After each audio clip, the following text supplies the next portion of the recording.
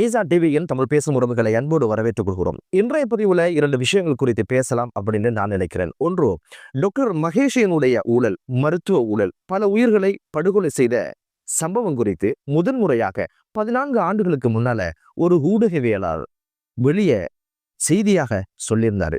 அது யாரு, அவர் சொன்ன செய்திகள் என்ன அப்படின்ற விஷயங்களை பேசுறதோட, தனது குழந்தை பால் குடிக்கல அப்படின்னு சொல்லி வெந்நீர்ல இட்டு படுகொலை செய்த சம்பவம் ஏன் நடந்த, எதற்காக நடந்த பல்வேறு விஷயங்களை பேசுறது தான் இன்றைய பதிவு.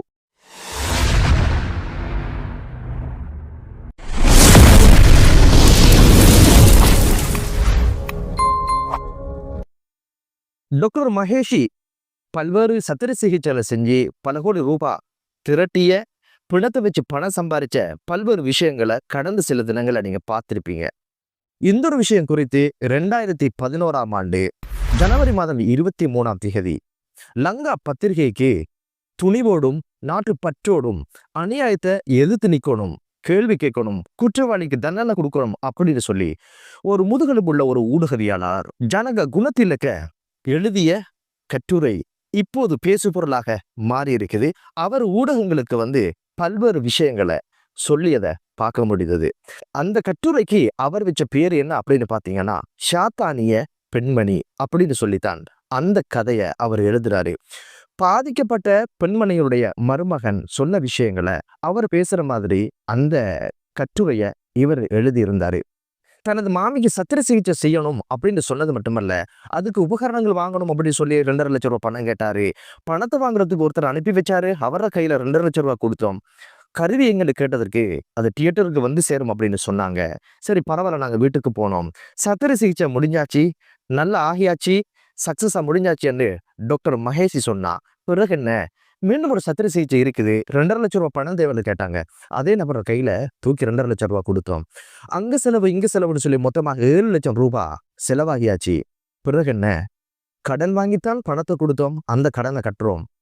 நல்லா நடந்து போன மாமியார் மீண்டும் கட்டில தான் சேர்ந்தாங்க. வந்தது மட்டும் இல்ல, உயிரோடு அவை இல்லை. கடனை கட்டி கொண்டிருக்கிறோம்.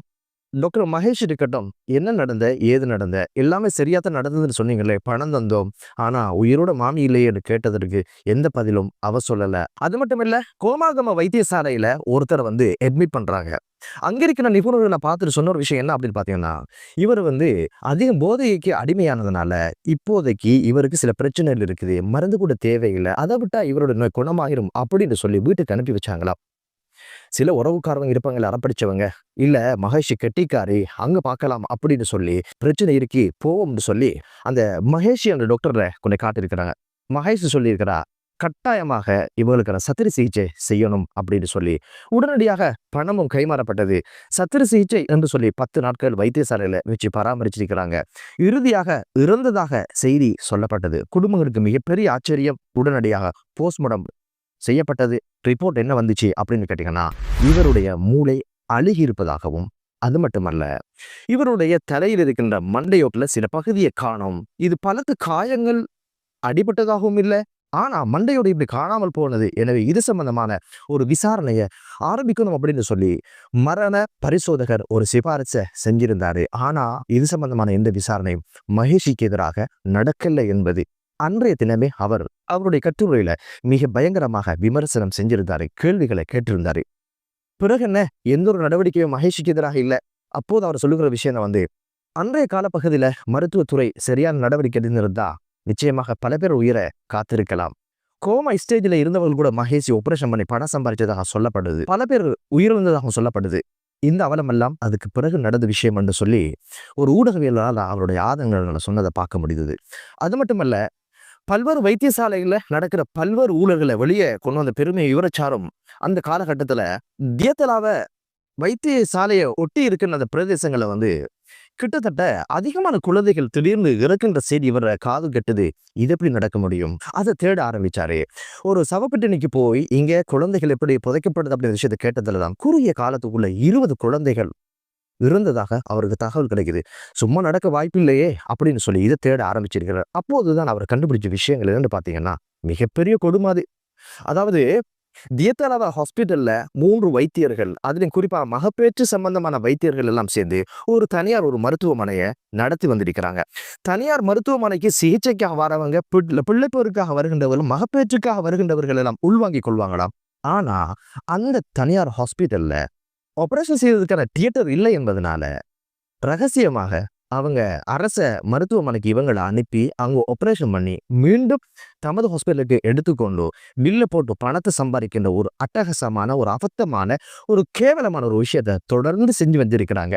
இதுல இன்னொரு கவலைக்குரிய விஷயம் என்ன அப்படின்னு பாத்தீங்கன்னா, ஆல்ரெடி வசதி இல்லாதவங்க அரசு மருத்துவமனைக்கு வருவாங்க இல்லையா, அவங்களுக்கான பணிகளும் அவங்களுக்கான சேவைகளும் சரியா நடக்கிறதுன்றதான் மிகப்பெரிய வழி.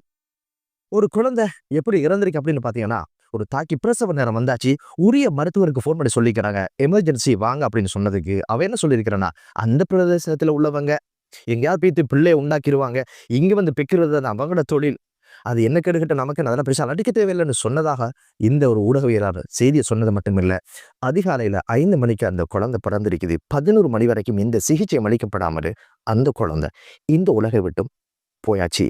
இப்படியான கொடுமையெல்லாம் அந்த ஹாஸ்பிட்டல் நடந்ததாக இந்த ஊடகவியலாளர் அன்றைய காலகட்டத்தில் வெளியுலகத்துக்கு சொல்லியிருந்தாரு. பல ஆர்ப்பாட்டங்களை முன்னின்று செய்திருந்தாரு.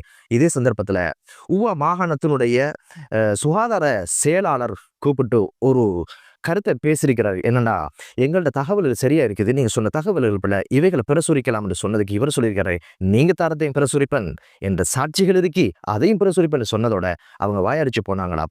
உடனடியாக வெளியே வந்திருக்கிறாரு.